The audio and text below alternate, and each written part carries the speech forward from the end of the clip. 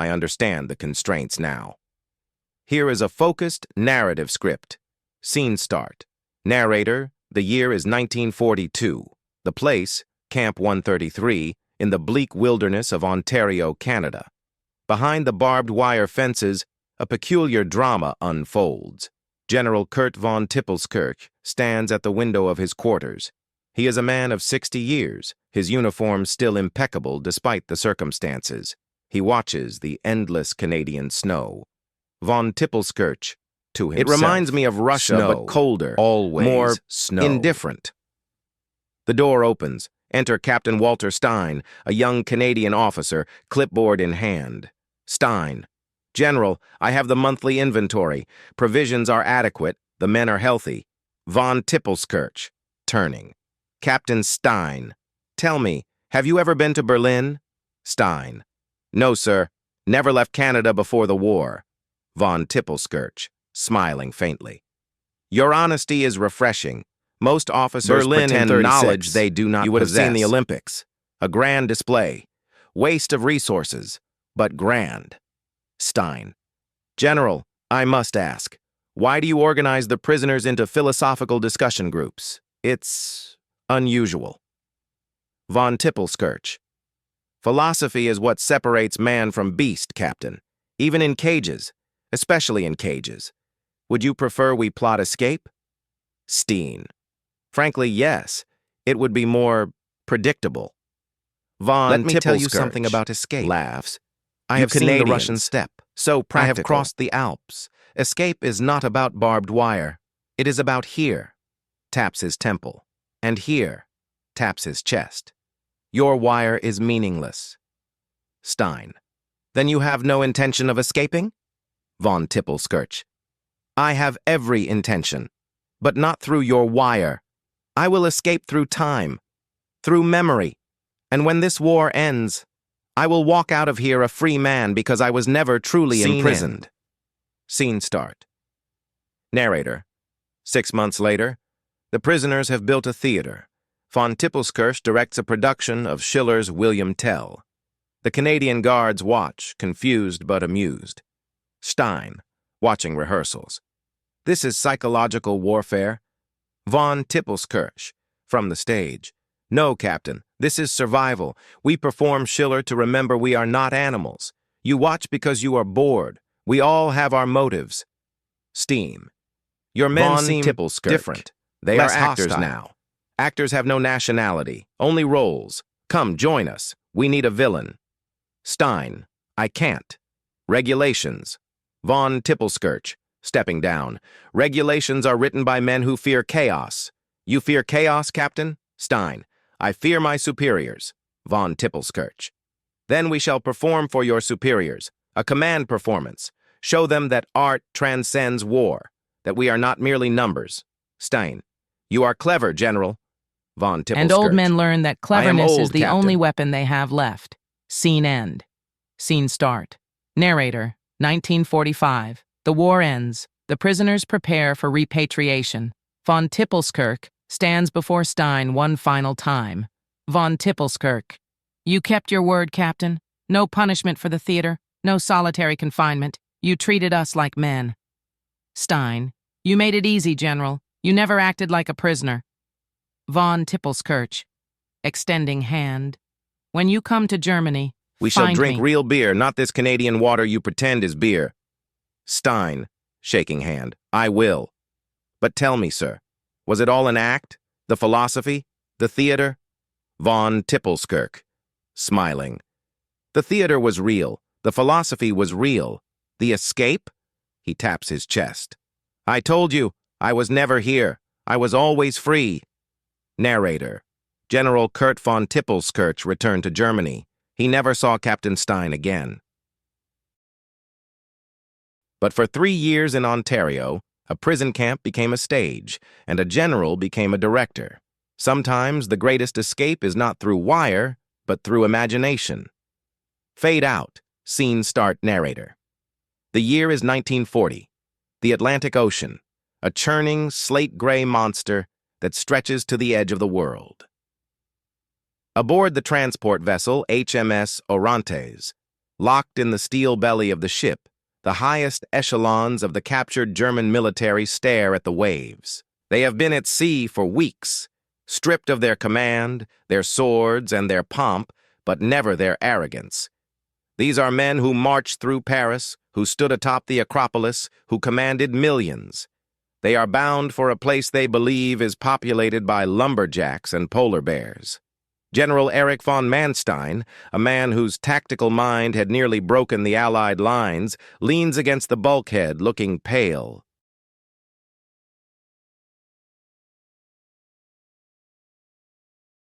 Beside him stands General Kurt von Tippelskirch, older, steadier, his eyes sharp despite the rocking of the ship. Von Manstein, voice raspy. I have heard stories. They say the Canadians are a colony of shopkeepers. We shall be treated to tea and biscuits until the war ends.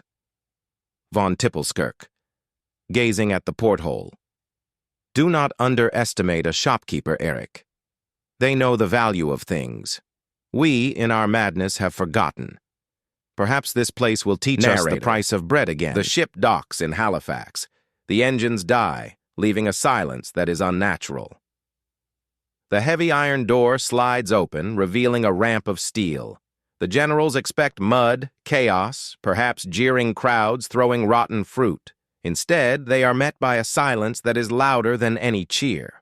The air is not merely cold. It is a physical weight. It presses into the lungs, sharp and clean, smelling of diesel, salt, and something ancient.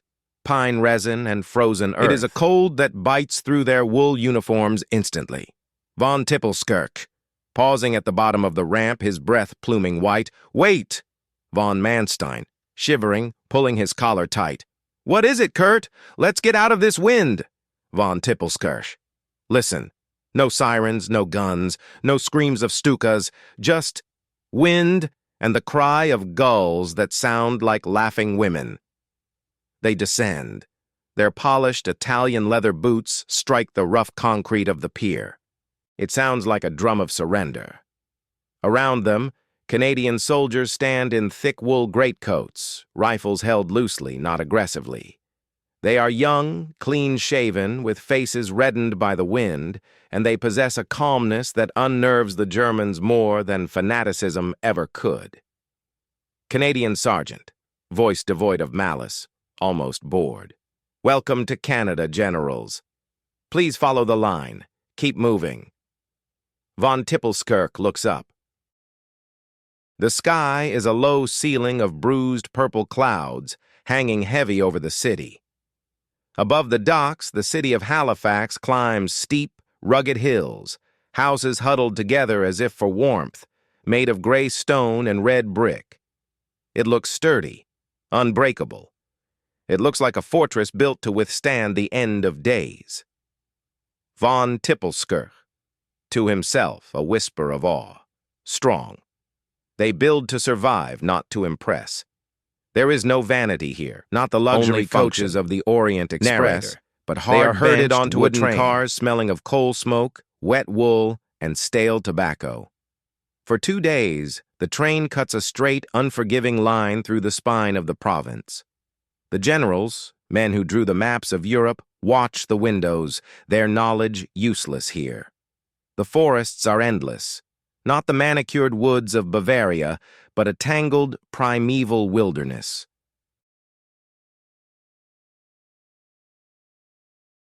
Towering spruces and firs, their branches heavy with snow that fell weeks ago and refuses to melt, forming great white humps that look like sleeping giants. Von Manstein, gesturing out the window, his reflection ghostly on the glass. Look. No roads, no farms for miles, just track and trees. If a man got lost in there, he would vanish. No one would ever find him. The earth would simply swallow him. Von Tippelskirch. That is the difference, Erich. In Europe, the land is divided by history, by walls, by borders. Here, history has not yet happened. The land owns us. We are nothing but insects crawling across a giant's back. Narrator. The train slows. The rhythm of the wheels changes. The landscape opens up into a frozen valley, a bowl of white surrounded by jagged rock. Here, amidst the scrub brush and the wind-scoured drifts, men are working. Barbed wire is being unrolled like gray snakes. Barracks are rising from the mud. Raw, skeletal. Camp 133. The train screeches to a halt, the brakes screaming in protest. The doors open, the wind screams back. Von Tippelskirk steps onto the platform. The cold hits him like a physical blow to the chest. It finds the gaps in his collar, the seams of his gloves, the sensitive skin behind his ears. He stumbles slightly, catching his balance. He looks at the horizon. There is nothing but white, gray, and the jagged teeth of the northern rock. The scale of it is suffocating. Von Manstein, coughing, eyes watering. It is a cage, a frozen hell. Von Tippelskirk, straightening his back, squaring his shoulders, a slow, cold smile spreading across his face. No, it is a blank page. And for the first time in this war, we are the ones who must write on it. They think this emptiness will break us. They do not know that we are already empty.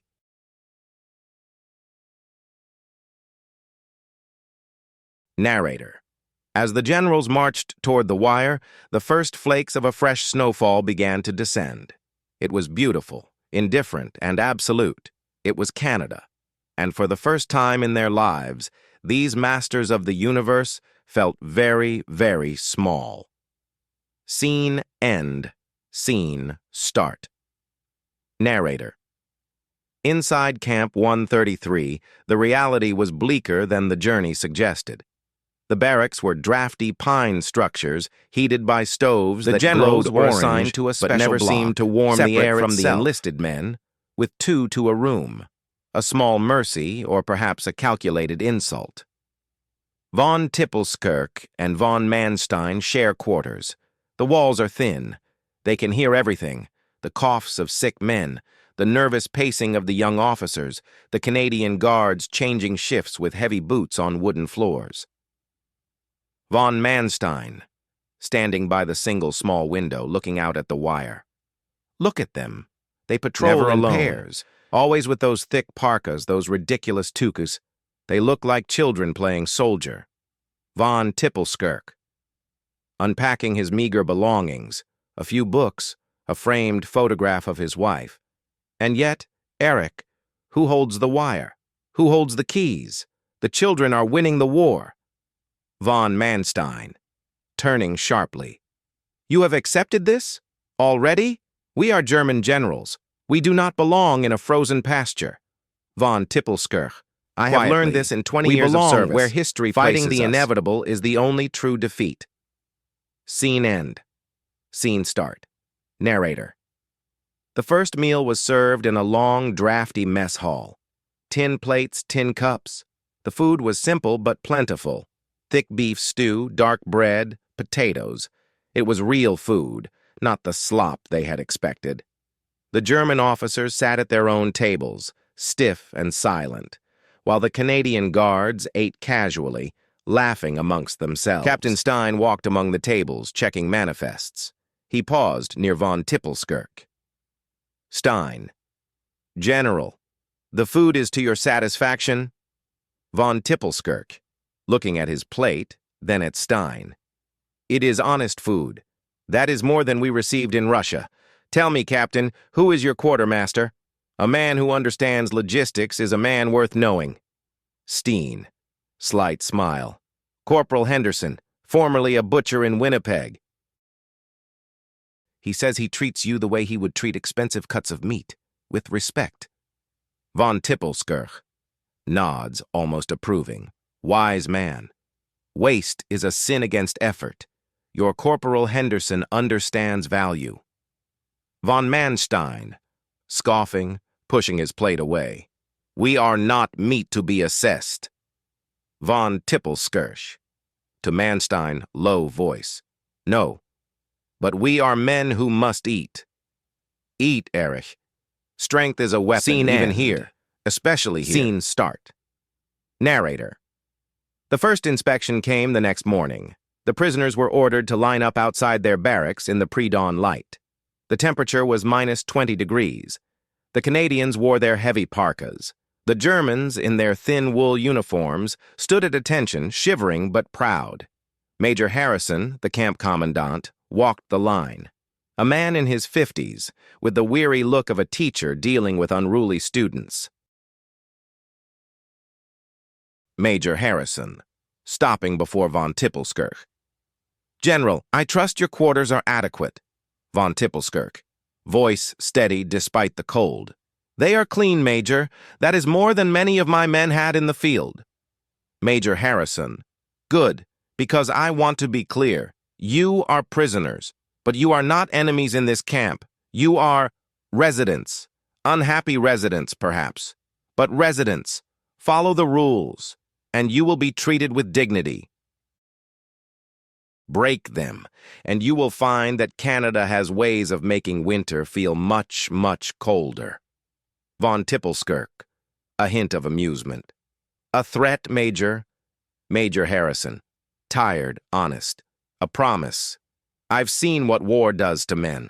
I've seen what captivity does to men. I don't want to see it here. This place is already hard enough without us making it harder. He moves down the line. Von Tippelskirch watches him go. Von Manstein, hissing, appeasement. Von Tippelskirch, he tries to reason with softly. Us. No, Eric. He does not need to threaten men who are already defeated. That is wisdom, not weakness. We would do well to learn it. Scene end. Scene start. Narrator. The mail arrived for the first time 3 weeks later. It came in a canvas sack, carried by a Canadian private who whistled as he walked. For the German officers, it was a miracle. Letters from wives, children, parents. Some were months old. Some were redacted by censors, black lines striking through whole paragraphs like scars. Von Tippelskirch received a letter from his wife, Elsbeth. He read it sitting on his bunk, his hands trembling slightly. It spoke of the bombing of Dresden, of shortages, of fear. But it ended with hope. Von Manstein received nothing. He sat by the window watching the others read, his face a mask of stone. Von Tippelskirch, folding his letter carefully. You should write if they never receive it. Writing is a way of keeping the door open. Von Manstein, staring out at the snow. The door is welded shut. We are ghosts in this place, walking, breathing ghosts. Von Tippelskirch, then let us be ghosts who read, ghosts who think, ghosts who remember we were once men. That is how we survive. One letter at a time, one memory at a time. Scene end, scene start. Narrator. The first escape attempt not came by the in month 2, but by a young lieutenant who had managed to squeeze through a gap in the wire during a blizzard. He was caught within 12 hours, frozen half to death, found curled up beside a snowdrift only a mile from camp. The punishment was solitary confinement, the hole, a small, unheated shed in the center of the camp. It was essentially a coffin of wood above ground. Major Harrison summoned the generals to his office.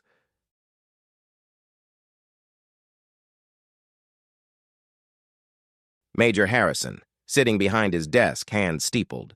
Lieutenant Schmidt will spend 3 days in the hole. I want your word that this will not happen again. Von Manstein, furious. You torture our men and ask for our word? Major Harrison, calmly. I ask because you are the leaders, because if I have to lock up every officer in this camp, I will run out of locks. But I would rather not. The hole is not torture. It is a lesson in consequences. Von Tippelskirch, to Harrison. 3 days in this weather will kill him. Major Harrison. Then he should have thought of that before he ran. Von Tippelskirch. After a pause, I will speak to him, and to the others, if you give him 1 day instead of 3. Major Harrison, studies the old general. 1 day, but he gets no extra blankets.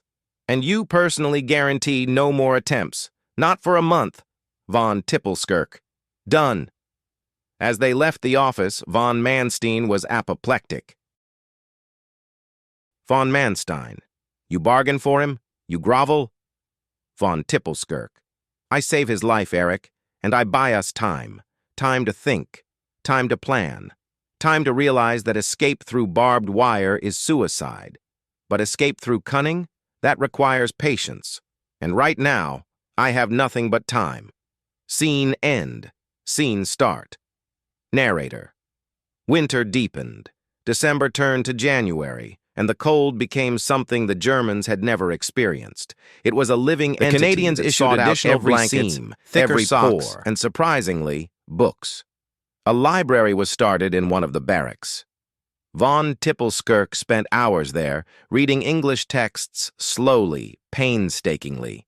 He read Shakespeare. He read Dickens. He read a history of Canada that he found fascinating. One afternoon, Captain Stein found him there, hunched over a thick volume, mouthing the words, Stein.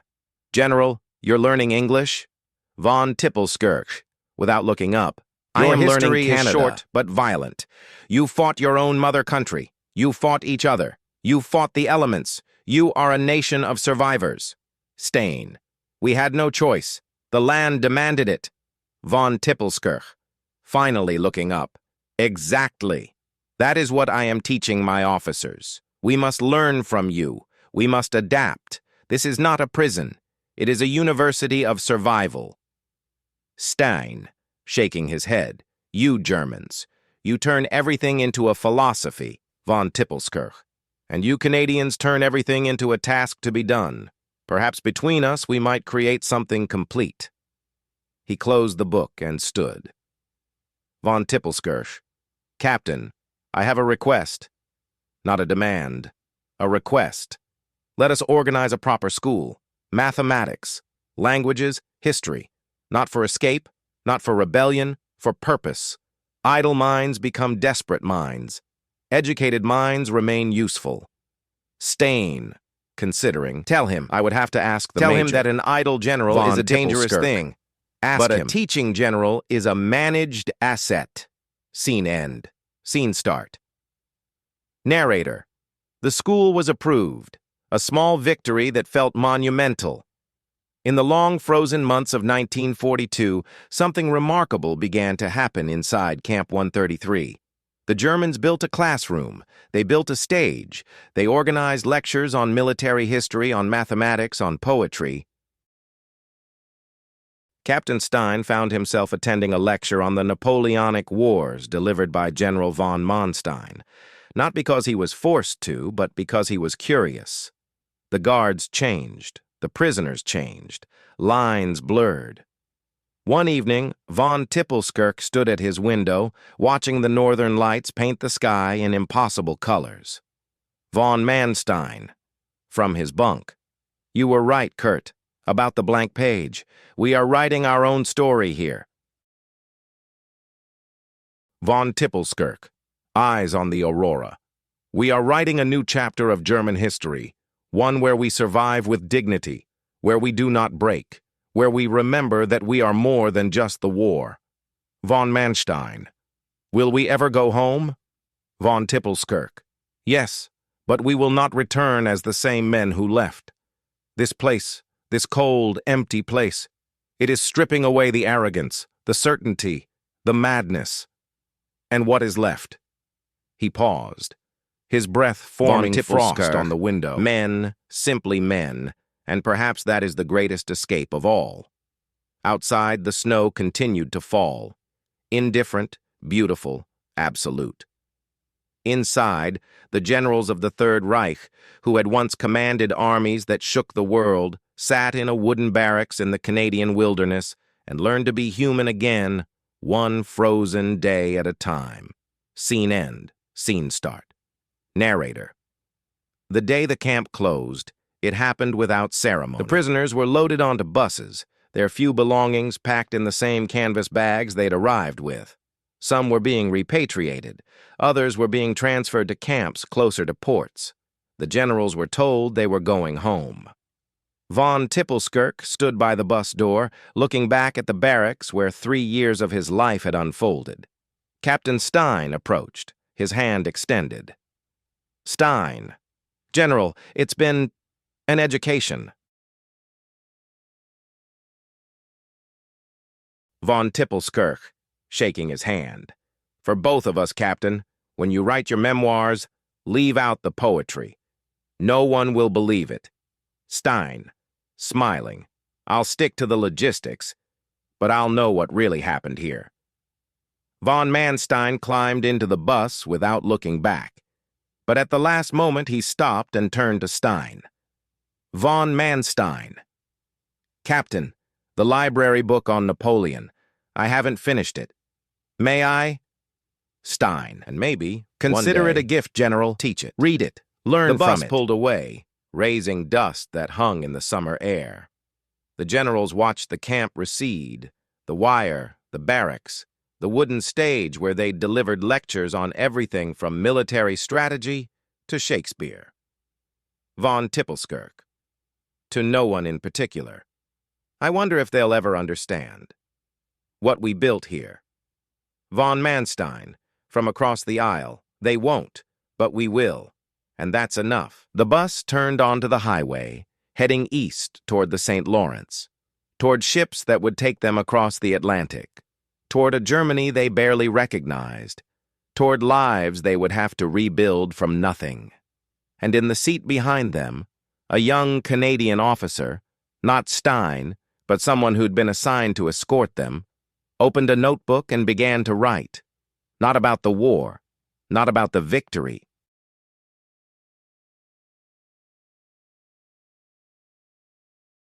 but about the two old German generals who'd taught him that winter could be survived, that dignity could be preserved, and that sometimes the most profound battles are won not with guns, but with books and understanding. The bus disappeared into the distance, leaving Camp 133 empty and silent. The wind moved through the empty barracks, making doors creak. The wire rusted a little more. The buildings began to settle.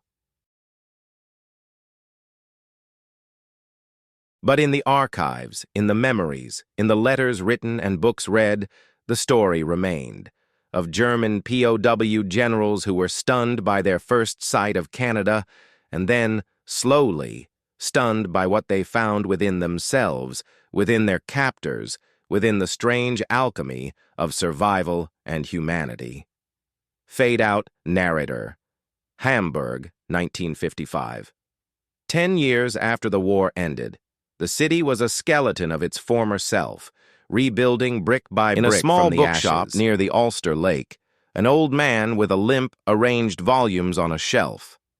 His hands, once accustomed to maps and military dispatches, now handled books with a careful reverence. Von Tippelskirch had been released from captivity in 1948. Like many of his generation, he returned to a country that no longer existed, to a world that had moved on without him. The name Von Tippelskirch carried different weight now, not honor, but association with disaster. His wife Elsbeth had survived Dresden. They had found each other among the rubble, two ghosts recognizing each other by the way they walked, the way they remembered. The bombing had taken their home, their possessions, but not each other. That would have to be enough. Inside the bookshop, a bell chimed. A young man entered, not German, but Canadian. Mid-30s, well-dressed, carrying a leather portfolio. Canadian. Herr General? Von Tippelskirch, without turning. That man no longer exists, young man. I am simply a bookseller. Canadian. My name is Robert Stein. My father was Captain Stein, at Camp 133. The old general froze. His hands trembled slightly as he turned. The Canadian held out a photograph. A group of men in heavy coats standing before wooden barracks. Snow everywhere. In the center, two German generals. On either side, Canadian officers, voice thick. And there, your father, young and smiling, well? Captain Robert Stein. He passed 3 years ago, but he left something for you and for General von Manstein. He opened the portfolio. Inside were pages of handwriting, lecture notes, poetry translations, and between them, letters. Robert. He wrote about you, about what happened. He called it the University of Survival. He wanted it published, but he said he needed your permission, your version. Von Tippelskirch, taking the papers with shaking hands. Erich. Von Manstein. He died last year, in a hospital in Munich. Alone. Robert. I'm sorry. Von Tippelskirch. Don't be. He survived the war. He survived the camps. He survived defeat. That was his victory. He walked to a small desk behind the counter. From a locked drawer, he removed a bundle of letters, paper gone yellow with age, written in a woman's hand. Von Tippelskirch. When we came back, we would sit by the fire. Elsbeth and I would read to her from the books I brought back. Shakespeare, Dickens, that history of Canada. She said I spoke differently now, softer. She said I had learned to listen. He spread the Canadian's notes across the counter. Von Tippelskirch. Your father taught me something, Robert. That dignity is not the same as pride, and that survival is not the same as victory. Robert. He said the same about you, that you taught him that an enemy is still a man. Prison can be a classroom. Von Tippelskirch. Smiling, a real smile. Then perhaps we both got what we needed from each other. Outside, the city sounds continued. Hammers, saws, the murmur of a new Germany being built. Inside the bookshop, two men from different worlds stood over papers that told a story no one else would understand. Not a story of war, but of winter, of books, of the strange ways men find their way back to humanity. The generals would not return as the same men who narrator. Left. Canada had taken their arrogance and replaced it with something quieter, something stronger, something that could survive defeat without surrendering dignity. The camp at 133 is gone now. The wire rusted away decades ago. The barracks were burned for firewood in the 1950s. But in archives and memories, in the letters that survived and the books that were read, the story remains. Of men who came to Canada as enemies and left as students. Of captors who learned that war ends, but understanding must begin. Of the winter that taught them all that the coldest thing is not ice or snow, but a heart that refuses to see the humanity in another. And of the warmest thing sometimes is a shared book in a cold room where enemies become teachers and prisoners learn to be human again. Fade out. Narrator. The bus journey to the coast took 3 days. 3 days of silence, of watching the Canadian wilderness give way to civilization, of men who had commanded armies now reduced to watching telephone poles pass by a window. General von Manstein sat perfectly still, his hands folded in his lap. General von Tippelskirch slept fitfully, clutching a small book to his chest, a volume of Longfellow poetry he'd borrowed from the camp library and never returned. At the port, they were processed with bureaucratic efficiency. Papers stamped, names checked, possessions counted.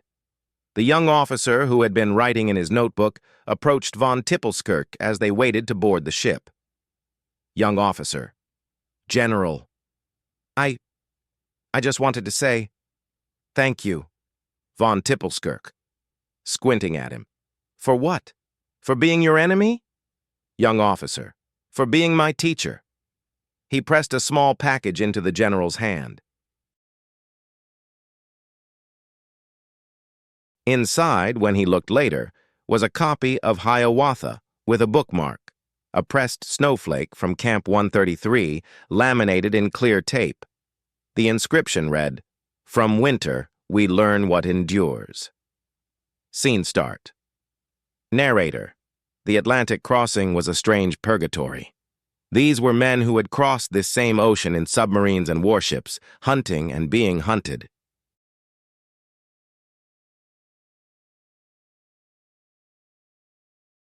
Now they crossed as passengers on a neutral vessel, watching gulls follow in the wake, watching Europe rise from the horizon like a ghost.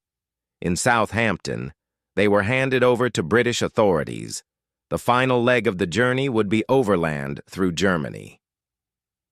General von Manstein stood on the deck as England receded, speaking for the first time since leaving Canada. Von Manstein, do you think we'll recognize it, Kurt? The fatherland? Von Tippelskirk, and everything will recognize us as what we were, not what we are. Von Manstein, and what are we now? Von Tippelskirk, survivors, students, old men who learned that maps are not countries and enemies are not monsters. Von Manstein, after a long pause, I keep thinking about the stage, in the camp. Remember when I lectured on Napoleon? Half the prisoners were asleep. The other half were officers who had served under me, who now had to pretend they cared about the Battle of Austerlitz. Von Tippelskirch, but you cared. That was the point. Von Manstein, yes, I think it was. Scene start. Narrator, the train ride through Germany was a journey through hell. They had known, intellectually, that the war had destroyed their country. But knowing and seeing are different things. Dresden was a skeleton. Berlin was a wound. The Rhine was a scar. At each stop, more prisoners were released. Men who had followed them in battle, who had shared their captivity, now dispersed into the ruins to find wives, children, parents, ghosts in a ghost land. Von Tippelskirch and von Manstein were bound for Munich, where both had families. The night before they arrived, they sat in the dining car, sharing a bottle of wine that tasted of vinegar and memory. Von Manstein, what will you do, Kurt?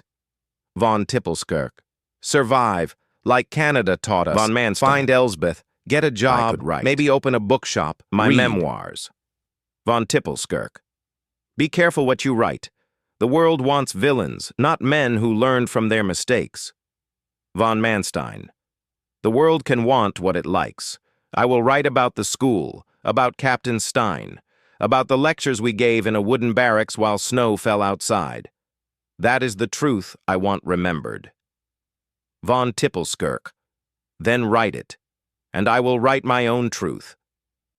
Perhaps someday they will meet in a bookshop in Hamburg, and two young men from different worlds will understand what we could not.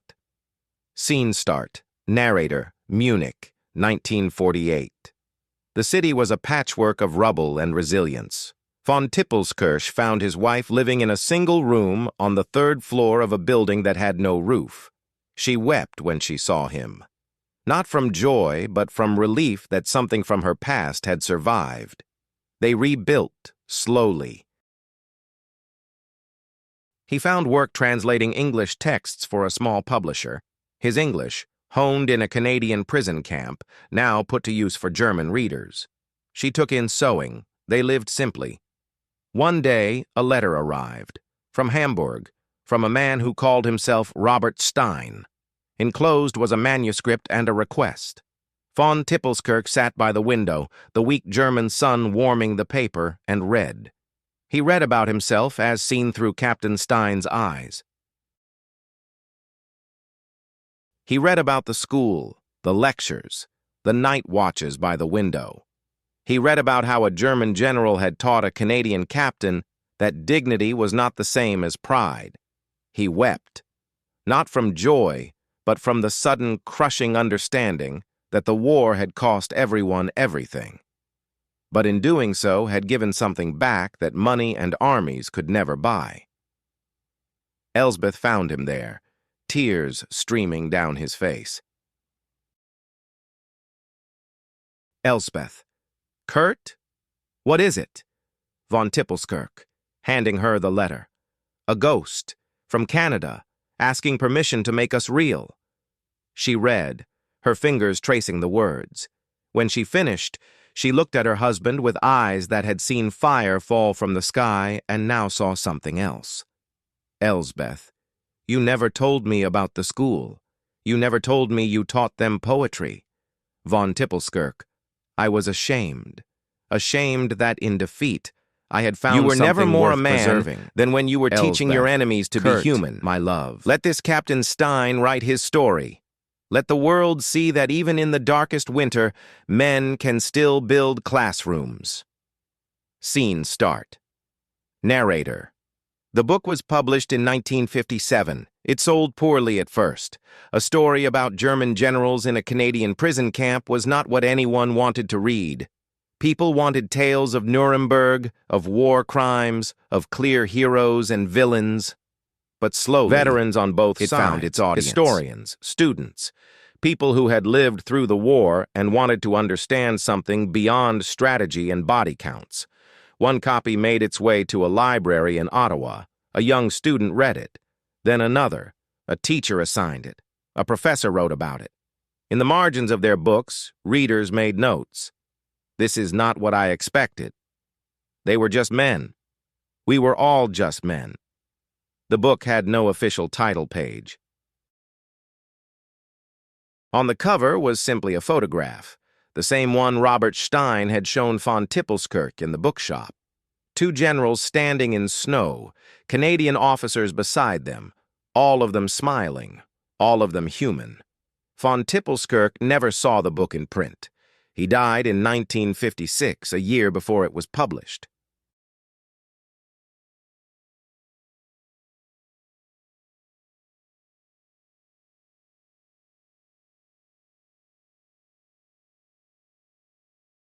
But his manuscript survived, kept by Elsbeth, who lived to be 90, and who, to the end of her days, would tell anyone who asked that her husband had been a teacher, not a general, and that his greatest victory had been learning to see the world through his enemy's eyes.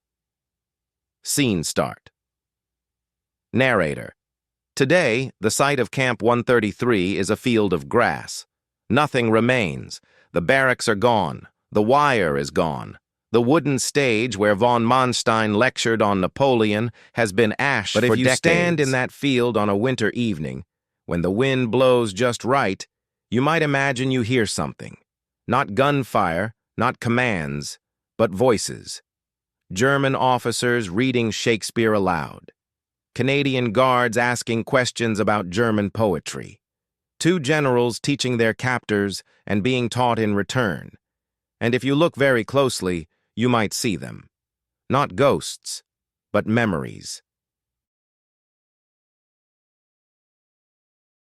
Men in heavy coats, men with books, men who came to Canada as enemies and left as students of winter and survival. They came as prisoners of war. They left as prisoners of memory. But they were free, finally, from the chains of certainty that had bound them to destruction. In the end, that was the true prison, not the wire, not the cold, but the absolute conviction that one's own way was the only way. And the true freedom, the real escape, was learning that winter could be survived, but only if you learned to share the fire. Fade out. Narrator. And so the story ends where it began, with winter. With snow falling on Canada, on Germany, on all the places where men have fought and died and learned to live again.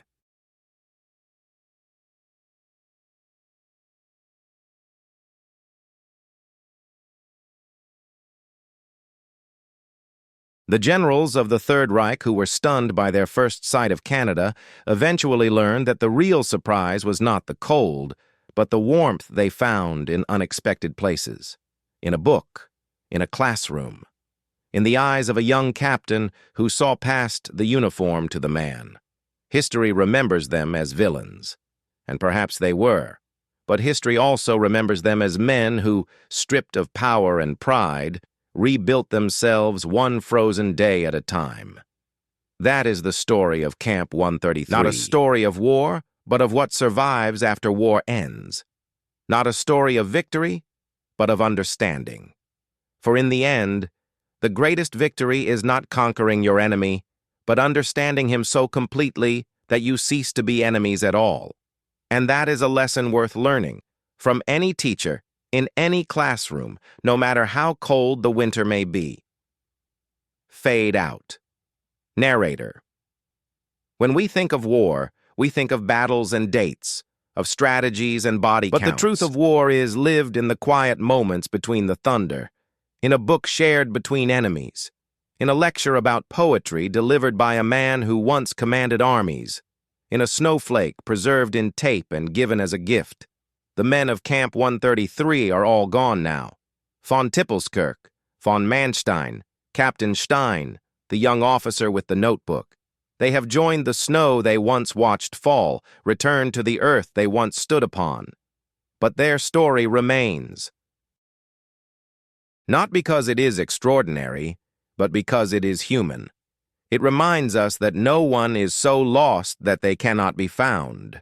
No winter so cold that a shared fire cannot warm it, and no enemy so alien that a shared book cannot make him a friend. This is what they learned in Canada. This is what they brought home. This is what they left for us to understand. The end of their story is the beginning of ours. The choice to see, to learn, to understand. The choice to build classrooms instead of prisons, even in the coldest winters of our hearts. Choose wisely. The snow is falling somewhere, even now. Fade out to black. Scene start. Narrator. But stories, like seeds, have a way of sprouting long after they seem to have ended. Years passed. Decades. The world moved on, forgetting Camp 133 as surely as it forgot the names of most who fought in that great and terrible war. Yet memory has its own persistence. A young woman named Clara Stein, granddaughter of Captain Robert Stein, was cleaning out her grandfather's attic when she found a leather-bound journal. It was not the published book, but something more personal. Inside, in her grandfather's careful handwriting, were not just memories, but letters. Letters never sent. Letters to von Tippelskirch and von Manstein, written in the years after their release but never delivered. Clara Stein, voiceover, reading. Dear General von Tippelskirch, I saw snow today. It made me think of you, of our walks around the perimeter, of the way you taught me that a man who reads poetry cannot truly be an enemy. I wondered, did you ever write that book you spoke of? Did you find your Elsbeth? I hope so. I hope you found more than survival. I hope you found peace. Narrator. Clara, a historian by training, felt the weight of these unsent words. She traveled to Germany, to Munich, searching for any trace of the man her grandfather had called his greatest teacher. What she found was not a general, but a legacy. In the Munich Central Library, she discovered a small collection of donated manuscripts from the estate of Elsbeth von Tippelskirch, who had died in 1979. Among them was a leather journal, written in the same hand that had authored those letters in her grandfather's attic. It was not the book von Manstein had urged him to write. It was something quieter, more personal, the journal of a teacher. The first entry was dated March 1946, from the train carrying him home from Southampton. Narrator, reading. I have been many things in my life, soldier, strategist, prisoner, but today, for the first time, I understand what I was meant to be. I was meant to be a man who helps other men see. The wire has been cut, the gates are open, but the true gates were never in the camp. They were in the mind. And they were opened by books. Narrator. Clara Stein spent 3 years translating and editing the journal. It was published in 1991 as The Teacher's War, Notes from Camp 133. It sold fewer than 1,000 copies in its first year. But then something remarkable happened. A retired Canadian guard from Camp 133 read it. He was 92 years old, and he wept. He wrote to the publisher. His letter was published in a small newspaper in Calgary. From that single letter, former guards, a network began to form of both. They found each other through the book. They shared their own stories. They wrote letters. They built a small but determined community dedicated to a memory that official history had mostly ignored. They called themselves the Students of Winter. In 1994, they held their first reunion. Not in Germany, not in Canada, but at the field where Camp 133 had once stood. Narrator. There were only 17 of them left. They stood in the tall grass where barbed wire had once been, where the wooden barracks had creaked in the prairie wind. An elderly German man, once a young officer under von Manstein's command, now a retired professor of literature, spoke first. Elderly man, voiceover. We came here as enemies. We stood on opposite sides of wire and ideology. But in this place, we learned that the most important lines are not drawn in snow or on maps. They are drawn between understanding humanity and ignorance and dehumanization. General von Manstein taught us Napoleon, but Captain Stein taught us something more important, that learning is an act of hope. Narrator. A former Canadian guard, now a grandfather with arthritis and gentle eyes, stood to respond. Elderly guard, voiceover. I was 20 years old when you arrived. I was told to watch you, to guard you, but I ended up learning from you. Your officer taught me about German poetry. He taught me that my enemy was a man who had a mother, who had read books, who had once been a boy who dreamed of things other than war. I never forgot that. I never wanted to forget. Narrator. That evening, as the sun set over the Alberta plains, someone built a small fire in the center of the field. Not a funeral pyre, not a warning beacon, just a shared warmth against the gathering cold.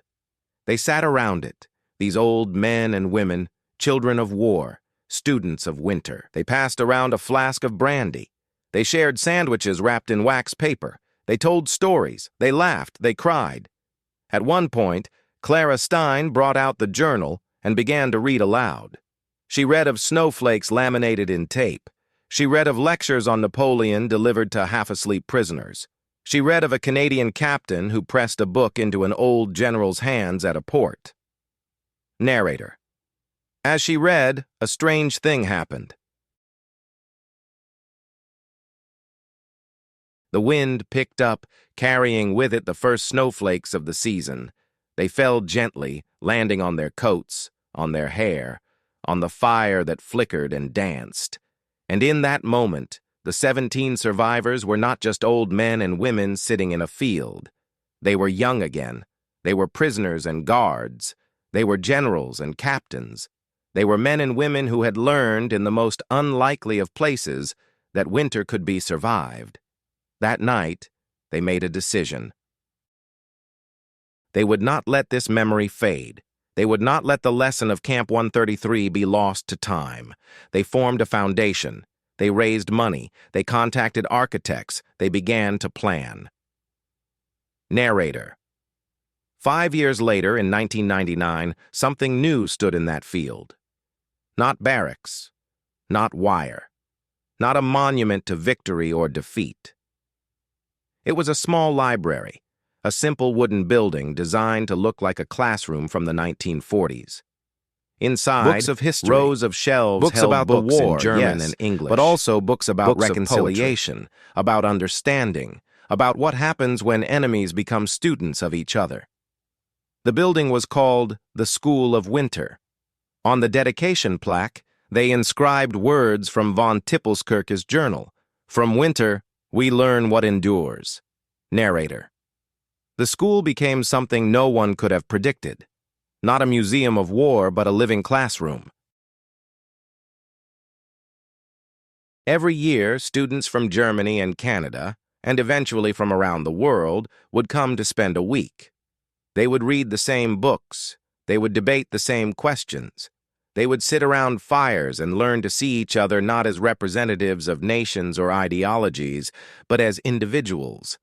They would also visit the actual site of the old camp, now just a field, and try to imagine what it had been like. They would stand where von Manstein had lectured. Where von Tippelskirch had walked. Where Captain Stein had pressed a snowflake into a general's hand. And they would understand something that too few understand. That the greatest weapon against hatred is not love, but understanding. that the strongest walls are not built of concrete, but of ignorance, and that the most important victory is not over an enemy, but over the enemy within ourselves, the part that refuses to see the humanity in others. Scene start. Narrator. In 2001, Clara Stein received a letter. It was from a woman in her 80s living in a nursing home in Munich. The letter was written in careful, slightly shaky German. "Dear Miss Stein," it began, "I am the daughter of Kurt von Tippelskirch. I have only now, at the end of my own life, read my father's journal. I thought I knew him. I did not. I knew only the soldier. I did not know the teacher. Please, if you can, Something my mother kept, come to see that my me. father never knew about. There is something I must give you." Clara flew to Munich the following week. She found a small apartment filled with books and framed photographs. The woman who greeted her was frail but clear-eyed. She introduced herself as Greta von Tippelskirch. Greta, voiceover. "My mother kept this in a locked box. She said it was not for my father to see."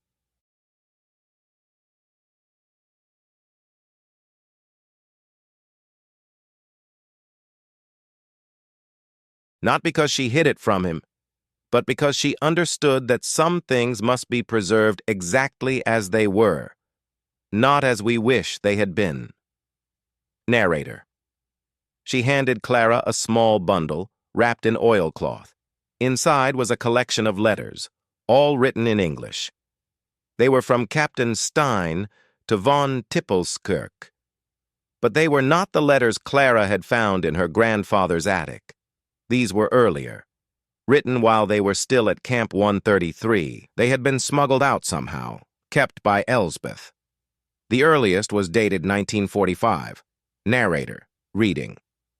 "General, I asked you today why you fought. You looked at me with that familiar squint and said, 'For Germany.' But I saw something else in your eyes. You fought because you believed it was right. And now, sitting in this prison, you are learning that believing something is right does not make it so.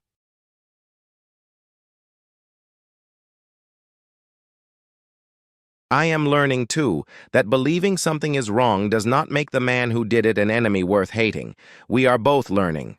I hope we both survive the lessons." Narrator. The last letter was dated a week before the prisoners were released. Narrator, reading. "General, when we part, I will return to Canada. You will return to Germany. We will be on opposite sides of the world again. But I hope we will not be on opposite sides of understanding. Whatever you do when you return, however the world judges you and what you were, please remember this. A man who teaches poetry to his enemy is not an enemy. He is a man who has learned what matters. I will carry that lesson home. I hope you will, too." Narrator. Clara looked at Greta. "May I publish these?" Greta nodded.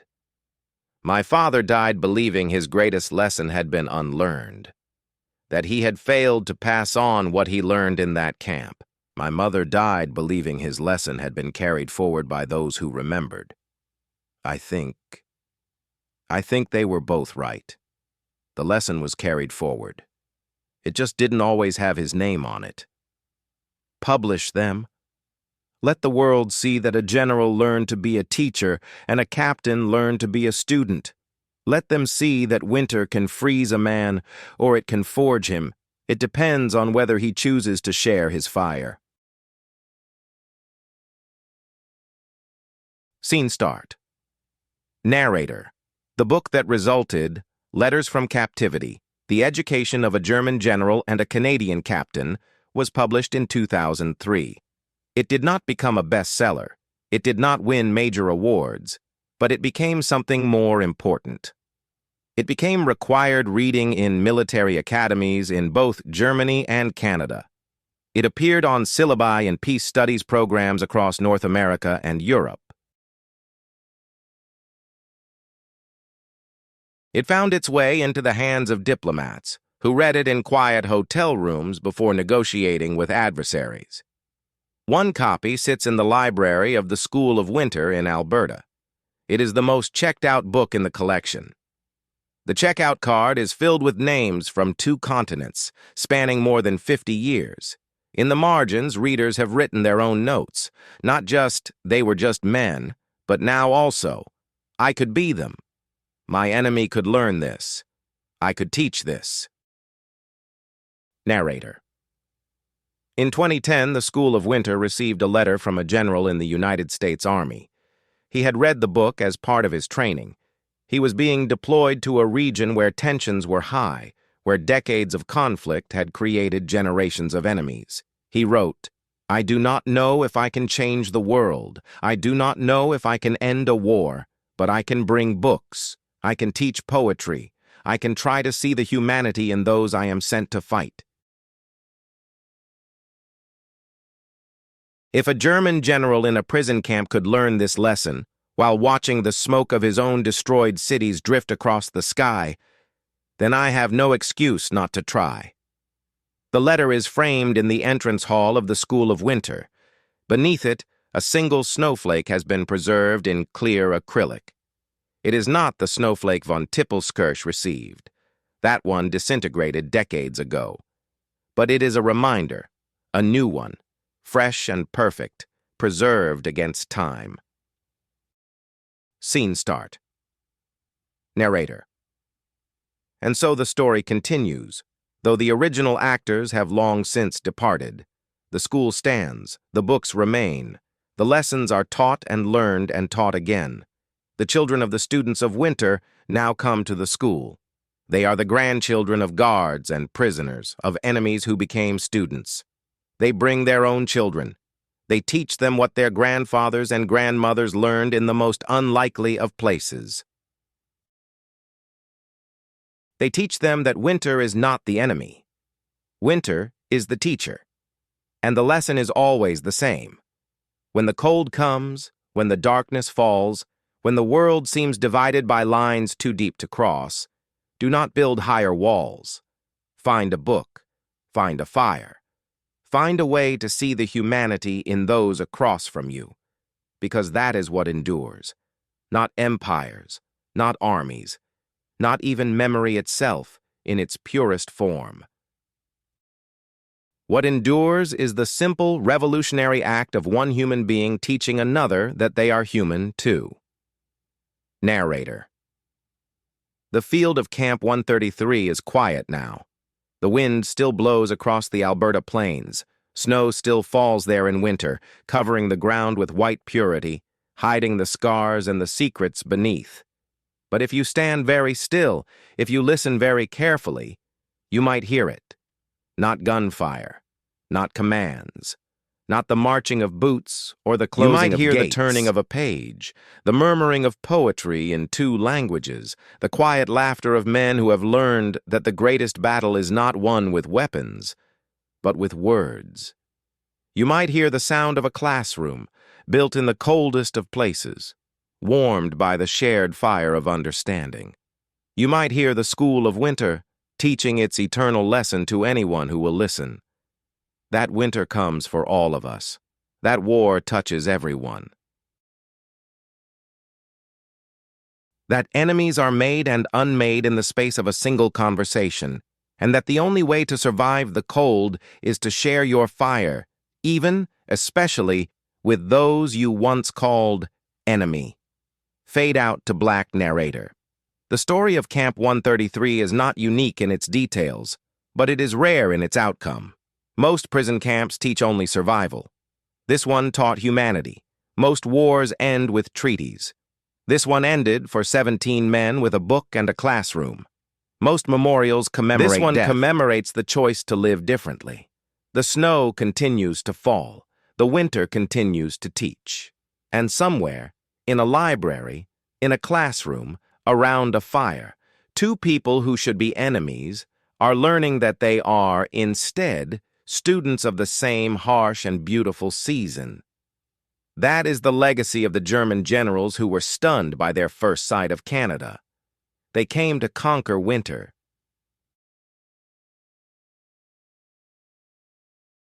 They left having been conquered by it, but in the conquering, they found something more precious than victory.